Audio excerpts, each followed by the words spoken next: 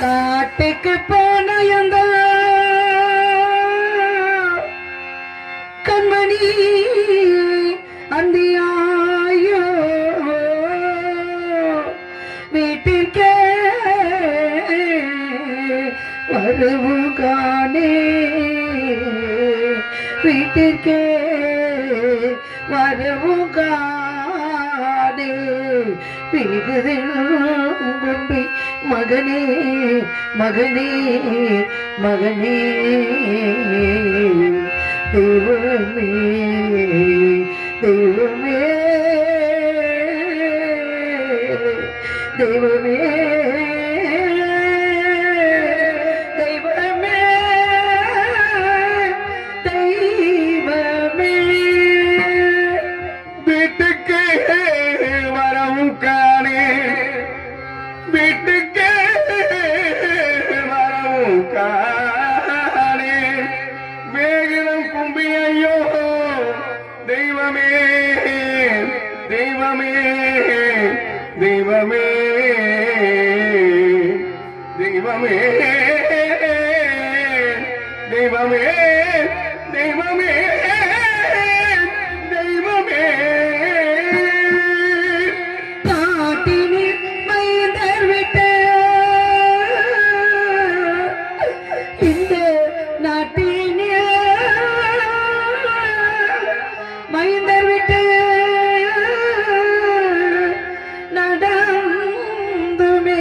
வந்துட்டாரோ கேட்டுமே வருமென்றார் கேட்டுமே வருமென்றால் கிட்டிட வழியும் காணே காணே காணே தெய்வமே தெய்வமே தெய்வமே தெய்வமே கேட்டிட வழியும் என்றால் அதை கேட்டிட வழியும் என்றால் கிட்டிட வழியும் காணேன் தெய்வமே தெய்வமே தெய்வமே தெய்வமே தெய்வமே தெய்வமே போன மகன் வர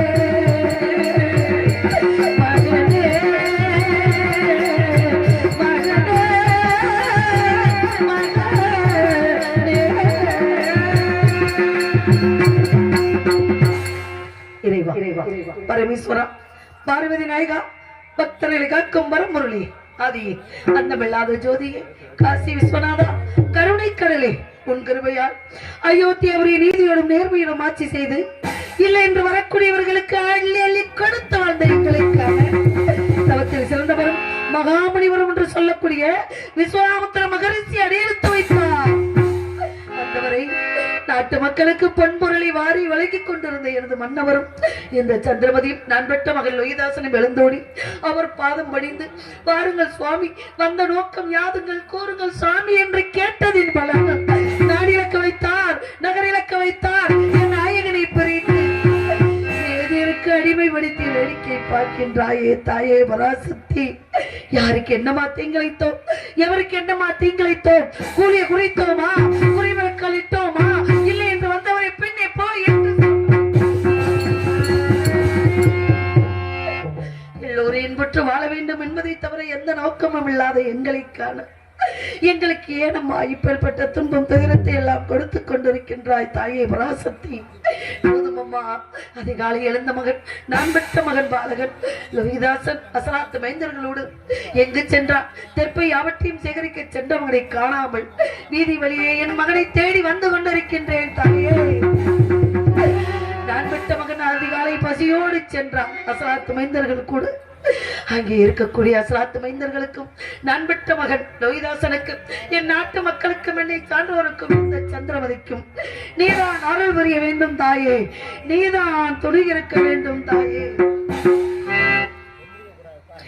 சங்கீத சுபாக்கியமே தேவி சௌந்தரியம் ஒன்று சங்கீத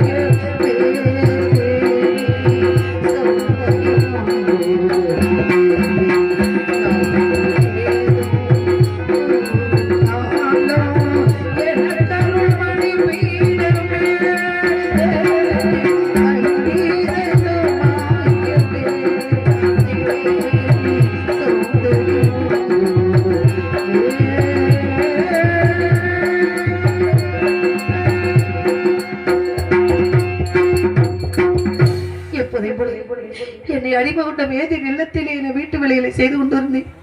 என்னை அடிமை கொண்ட வேதியாகப்பட்டவர் என்ன அருகில் கோபத்தோடு வந்து நின்றார்.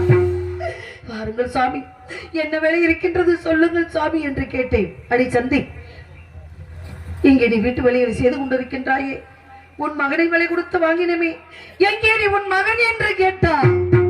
நான் பெற்ற செல்வன் இதோ இருக்கிறான் ஐயா, என்ன வேலை இருக்கின்றது சொல்லுங்கள் ஐயா என்று கேட்டேன்.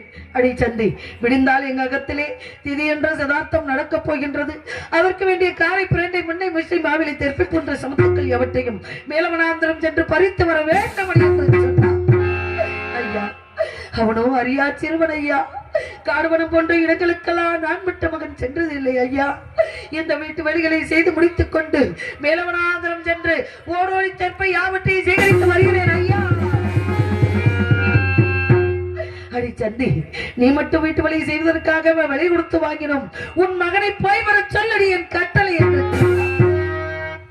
நான் பெற்ற மகன் ஐயர் என்னை அதட்டியதை பார்த்து என் அருமை மகன் என் பாலகன் லோகிதாசன் அம்மா தாத்தாங்களை ஏசிக்கொண்டு பேசிக் கொண்டிருக்கின்றார்கள். அம்மா, எனக்கு பயமாக இருக்கிறது அம்மா.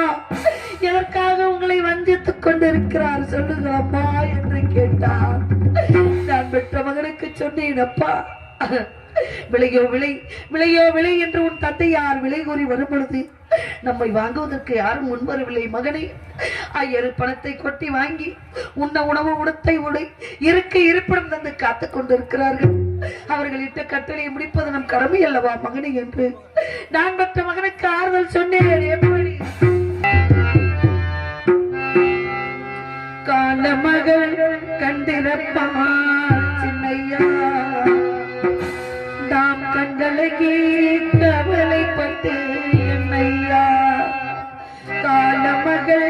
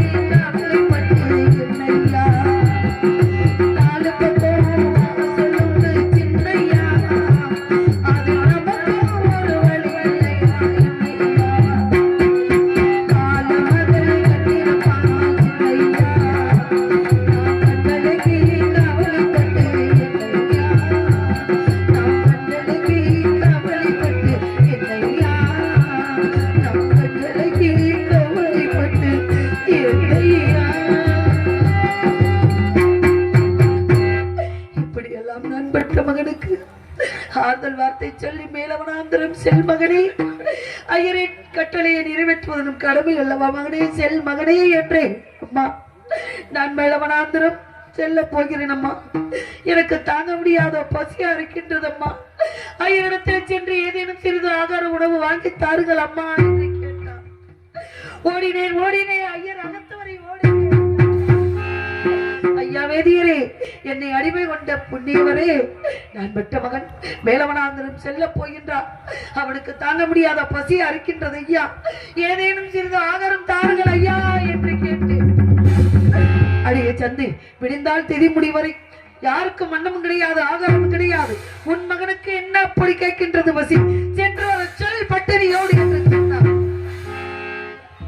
நான் பெற்ற மகன் அம்மா, என் பிறந்த நாள் என்று எல்லாரும் வந்தார்கள். 33 கோடி தேவர்கள், 47,000 ரிஷிமார்கள் வந்து அட்டமிட்டு அமுதமிட்டு அவர்கள் எல்லாம் என்னை வாழ்த்தினார்கள். அப்பொழுது தாங்கள் என்ன செய்தீர்கள்? தங்க கிண்ணத்திலே பால் என்ன பிசைந்து நிலாமுகம் காட்டி சாப்பிடு மகனே என்று சொன்னீர்கள். அம்மா, எனக்கு பசி இல்லை அம்மா, எனக்கு உணவு வேண்டாம் அம்மா என்று நீங்கள் கொடுத்த உணவை நான் வாங்க மறுத்து விட்டேன் தாயே. இப்பொழுது பெற்ற பிள்ளை பசிக்குது என்று கேட்டு தாங்கள் உணவு தர மறுக்கிறீர்களே அம்மா, நான் என்னம்மா செய்ய? நான் எப்படி அம்மா காட்டுக்கு போக? எனக்கு காடென்றால் தெரியாது, எனக்கு திருப்பை என்றால் தெரியாது. இந்த பிஞ்சு காலை வைத்துக் கொண்டு கல்லிலும் முள்ளிலும் காட்டிலும் வீட்டிலும் எப்படி அம்மா என்னை அனுப்புகிறீர்கள் என்று கேட்டார். நான் என்ன செய்வது மகனே? நான் என்ன செய்ய எனக்கு ஒன்று புரியவில்லை மகனே. நீ சென்று வா மகனே, உன்னை கையெடுத்து கும்பிடுகிறேன், சென்று வா மகனே என்று கேட்டேன். அம்மா, எனக்கு உணவு இல்லை என்றாலும் பரவாயில்லை, அந்த உணவு வடித்த தண்ணீராவது நீராகாரம் வாங்கி கொஞ்சம் நீராகாரம் கொடுங்கள் ஐயா. தவச்ச வாய்க்கு தண்ணீரை பருகிவிட்டு நான் விட்ட மகன் காட்டுக்கு செல்வார் என்று கேட்டேன். அடி சந்தி, உன் மகனுக்கு பசி எடுத்தால் மேலவனாந்தரம் செல்லும் வழியில் ஓடுகிற கங்கை இருக்கின்றது. அந்த கங்கையிலே 3 கை தண்ணீர் மட்டும் உன் மகனை அறுத்த. இதை கேட்டு நான் பெற்ற மகன் என்னை கட்டி அணைத்து கண்டு அம்மா அம்மா என்று கதறி அழுதான். ஐயா, நான் பெற்ற மகனுக்கு அழாதே மகனே, நாடிழந்த நகரிழந்தோம், இப்பொழுது இந்த இடத்துக்கு வந்து இருக்கின்றோம். உன் தந்தையார் வந்து விடுகிறேன் என்று சொல்லி சென்றார். இப்பொழுது நீ கானகம் செல்கிறாய். பசியிலே உணவு கொடுக்க முடியாத தாயா இருக்கிறேன் அப்பா. கவலைப்படாதே மகனே, நீ ஆண் பிள்ளையா இருந்தால் ஆண் பிள்ளை தைரியமாக இரு மகனே என்று என் மகனுக்கு ஆறுதல் சொன்னேன். எப்படி ஆண் பிள்ளை என்றாலும்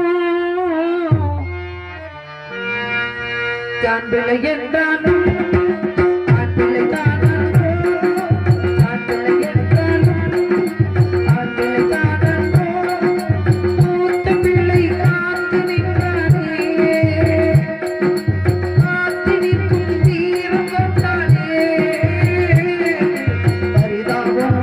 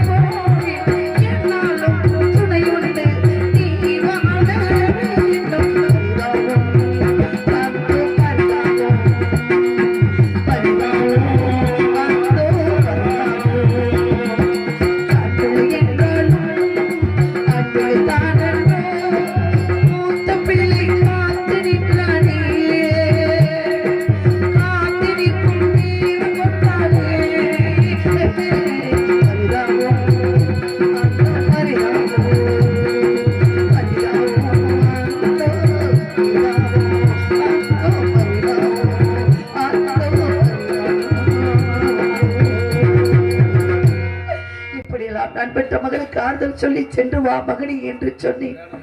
அந்த பொழுதாகி நான் விட்ட மகள் லோகிதாசன் வராமல் வீதி வெளியே புலம்பிக் கொண்டிருக்கின்றேன். நான் என்ன செய்ய என்ன மர காணே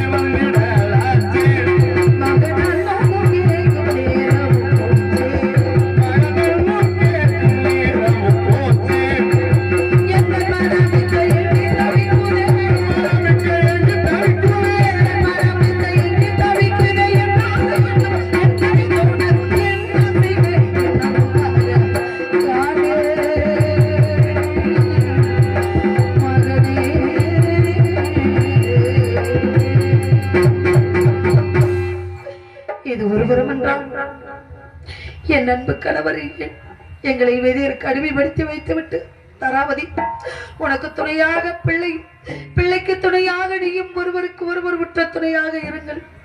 இதோ வந்து விடுகிறேன் என்று சென்றார் எனது மன்னவர். எங்கிருக்கின்றாரோ எப்படி இருக்கின்றாரோ ஒரு வழியும் தெரியாமல் தவித்துக் கொண்டிருக்கின்றேன். உங்களை நினைக்காத நேரமில்லை மன்னவா.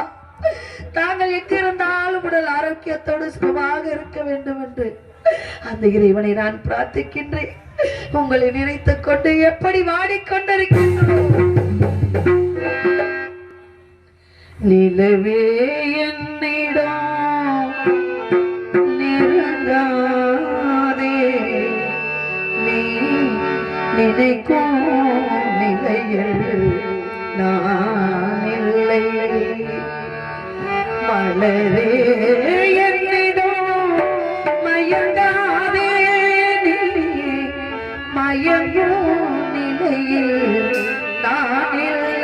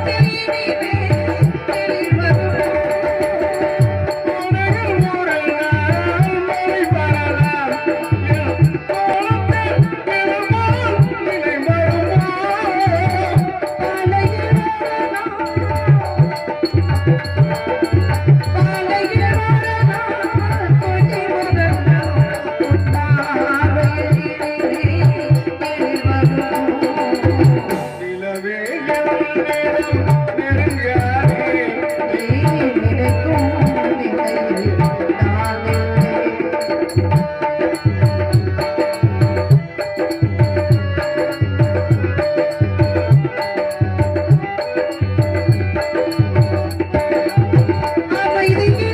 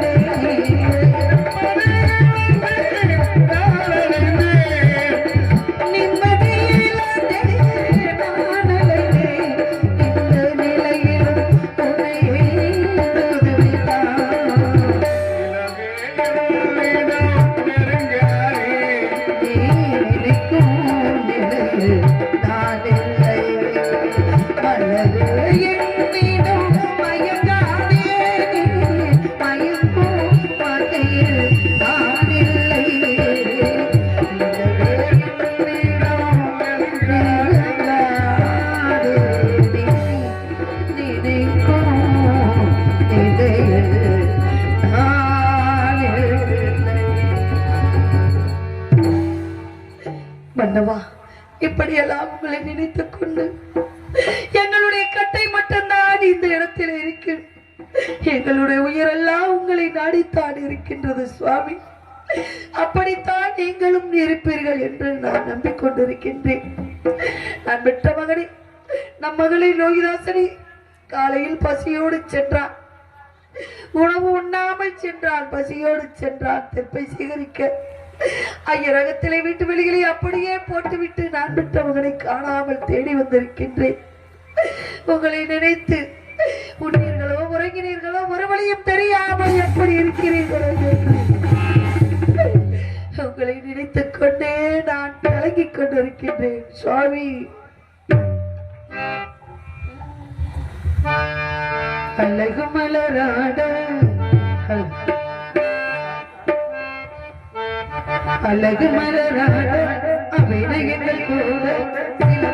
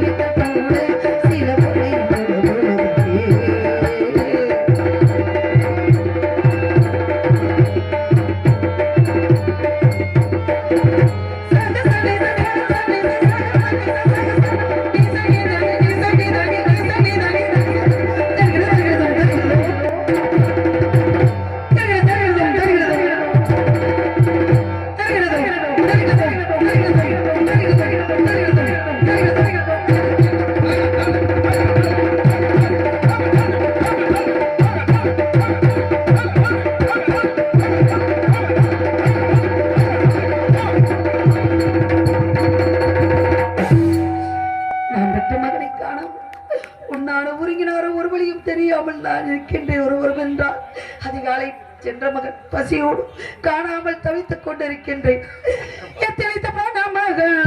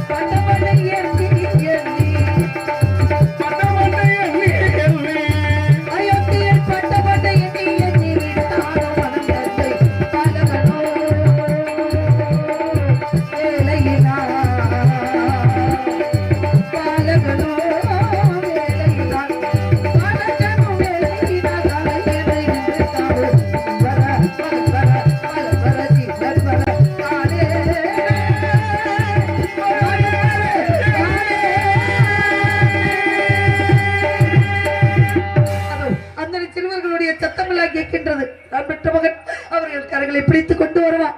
இப்பொழுது என் மகனை கட்டி அணைத்து முத்தம் கொடுக்க போகின்றேன். மகனே லோகிதாசா வந்து விட்டாயா?